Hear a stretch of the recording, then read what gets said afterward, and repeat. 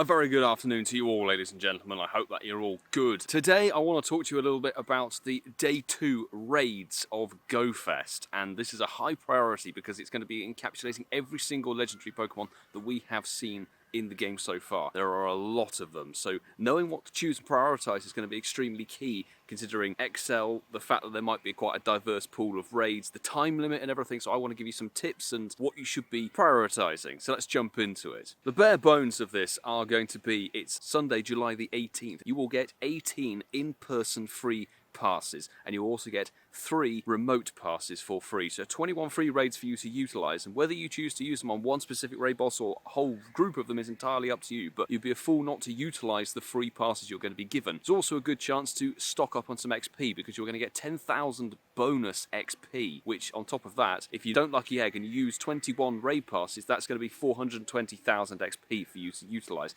Lucky Egg it, 840,000 XP. Don't bin it. Use it. If you want to check out the original article, I'm going to have it linked in the descriptions because I'm not going to go over all the details. What I want to talk to you about is what raid bosses, which legendaries you should be focusing your time and energy on, particularly with XL Candy now being in the game. So, let's begin. The first group of raid bosses are going to contain Mewtwo, Ho-Oh, Latias Latios, Regigigas Altered Form Giratina, Origin Form isn't featured, Cresselia, and finally Therian Form Tornadus. That is the Wind Hour. Remember, each hour is getting a 2-hour cycle, so they each cycle through twice. Before we go any further, I want to clarify that I'm going to be looking at the meta raid attackers. I won't talk about the GBL factor of things because I don't really know too much about it. On the infographic I'm putting at the bottom, you'll see little tags and they'll detail whether it's good in Ultra, Master League, etc. There are a few factors to remember. First and foremost is that there are future megas of certain legendaries that will come to the game, so thinking ahead to those might dictate that you go for a few of these raids. Number one priority, obviously, Mewtwo. Mewtwo is featured in the Wind Hour. It is extremely good. Best overall Pokemon in terms of just neutral DPS, particularly the Shadow. However, we do have Mewtwo prior to GoFest and Legendary Raids, and it will be a solo Legendary Raid boss, so that might be the best time to go for the XL Candy. It's much easier to focus on one specific Legendary when it's the only one in the Tier 5 raids compared to a very diverse pool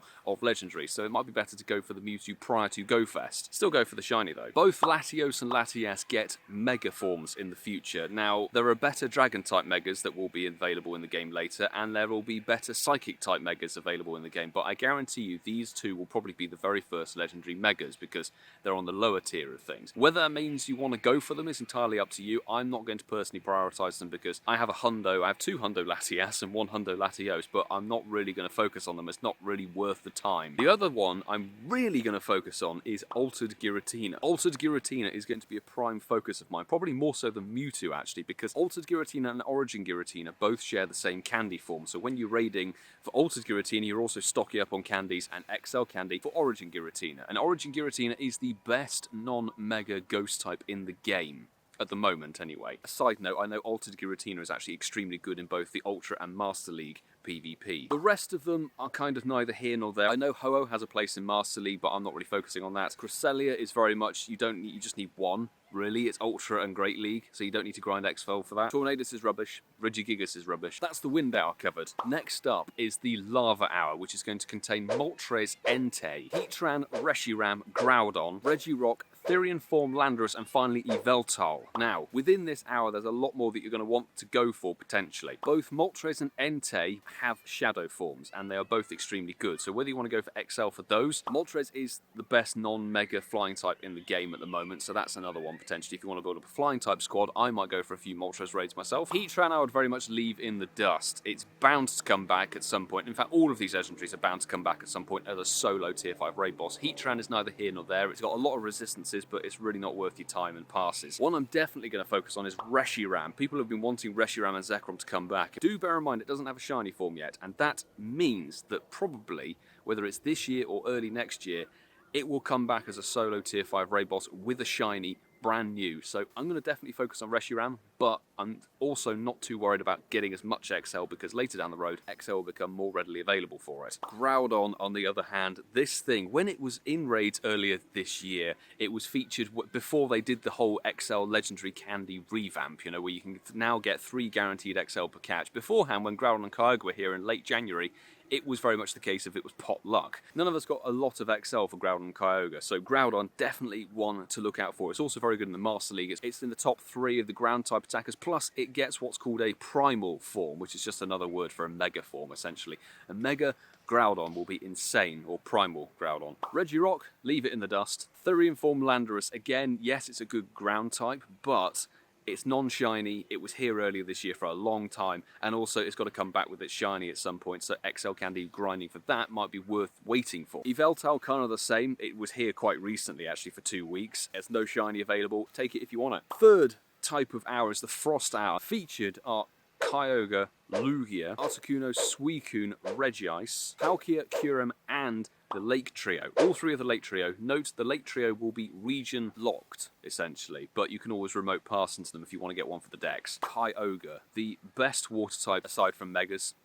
Fantastic shiny, usable in the Master League as well. Definitely go for this one, because much like Groudon, like I said earlier, when it was here earlier this year, basically impossible to get XL for it. Lugia, I know it's got use in PvP, it's very tanky, but you also find that if you do raids and gym battles, it's always recommended all the time because it's so tanky, so I would personally leave that. Articuno, good for the Shadow. It's an alright ice type, but I wouldn't personally recommend going for it unless you want to. Suicune, definitely leave it behind. Definitely leave it behind. Not worth your passes at all. Same with Regice, to be honest. Same with Regice. These next two, Palkia. Okay, Palkia is one of the most requested Pokemon to return to Legendary raids with a shiny. Obviously, when it comes back to this, it won't have its shiny form available, but it's still a very good both Dragon and Water type Pokemon. It's also very good in the Master League because I believe it gets Aqua Tail now. Aqua Tail for our Elite TM. So XL Candy grind for that.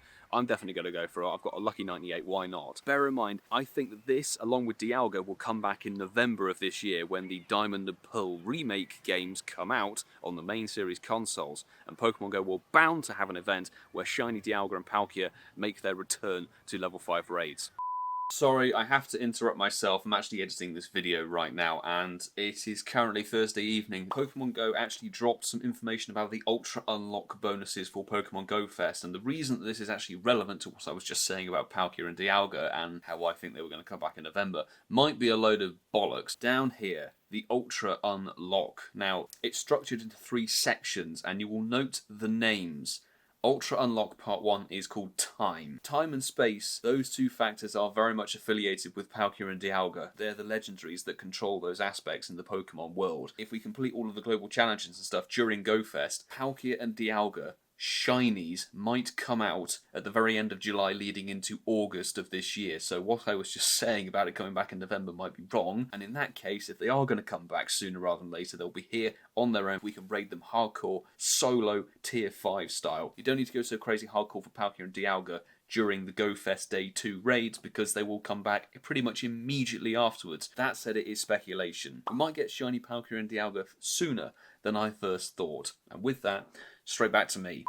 Kyurem, no shiny available. It itself is pretty rubbish, but later down the road, Kyurem gets both a black and a white form, and black Kyurem is insanely powerful. I mean, it's only outclassed pretty much by Mega Rayquaza and something else. It's absolutely insane. This might be, like I said with Giratina, it might be worth stocking up and getting prepped ahead of black and white Kyurem's releases by doing the raids for Kyurem now. Finally for this hour, like I said, Uxie, Mesprit, and Azelf. Yeah, all 3 are useless, just get one for the decks. The final hour is Thunder, and this one has got probably the most you want to go for, to be honest. Zapdos, Raikou, Registeel, Rayquaza, Dialga, Therian form Thundurus, Zekrom, and Xerneas. Much like with Moltres and Entei, Zapdos and Raikou both get Shadow forms. They're both very good electric type attackers, so if you've got a Shadow you want to power up, I've got a 96% Shadow Zapdos I want to power up, so XL grind for those. Registeel is much like Cresselia, good in Great and Ultra League, which you don't need XL for it. You need to like raid 1 or 2 if you're in the PvP game. Rayquaza, obviously top dragon type, very good shiny, XL grind, you gotta go for it. It gets a future Mega Rayquaza is a thing. One thing I would recommend though is we obviously had it at the very end of March for a raid weekend, so I myself am not actually going to prioritise Rayquaza as much as I would have done. I've now got 3 max level 50 hundo Rayquazas. I'm not going to say no to a Rayquaza raid if they're out and about. It's not my sole focus. if that makes sense. Dialga, much like with Palkia, highly requested to return as a shiny. It is insanely useful in the Master League. Master League is where they shine best because you want 100% maxed out as high as you can go. Dialga, very, very tanky. One of the few, I think possibly the only dragon type that is neutral or resistant to fairy type and dragon type moves. Definitely recommend going for it, to be honest. Therian Form Thunderous, again, much like the other Forces of Nature. We've had it very recently for 2 weeks. I've got a max hundo level 50. It's not the top electric type attacker. It is in terms of DPS, but overall use, it's not exactly king of the hill. Zekrom. Okay, now this is an extremely high priority Pokemon. Much like Reshiram though, it doesn't have a shiny, so it's a non-shiny one, which I can understand that might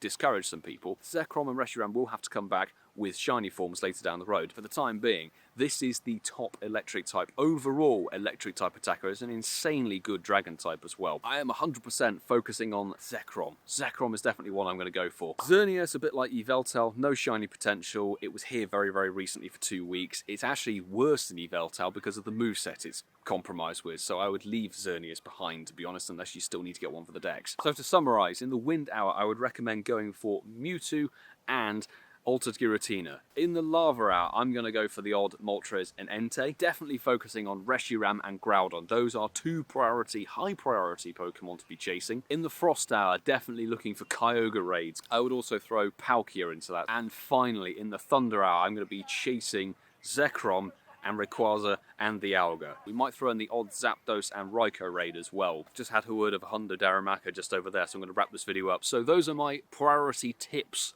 for the upcoming day 2 of GoFest, the raid-focused day. Obviously, let me know in the comments if you agree or disagree. Are you going to go for the raid meta attackers, or are you focusing on the PvP mons, which you only need 1 for? Some of them you do need to get XL candy for. Are you going to be putting some coins on the game, or are you going to be using those 21 free passes like I know a couple of people are? But definitely use those free passes. It's 21 free passes. Chance to get some shinies, chance to get some very, very good meta-relevant Pokemon rather than waiting for Niantic to recycle them in either several months or a year or more. But with that, I'm going to wrap this video up, so thank you very much for watching, everybody. Please make sure to subscribe if you are new with the notifications on so you don't miss the uploads or live streams, and of course, smash the like button if you enjoyed the video. And let me know in the comments if you do enjoy this sort of info heavy video. I haven't done one of these for a very, very long time, but I felt it was necessary just because of the sheer mass of legendaries. Oh, by the way, I forgot to mention, because on that infographic it doesn't show Virizion, Cobalion or Terrakion.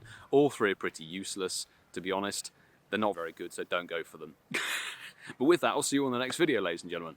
Do take care.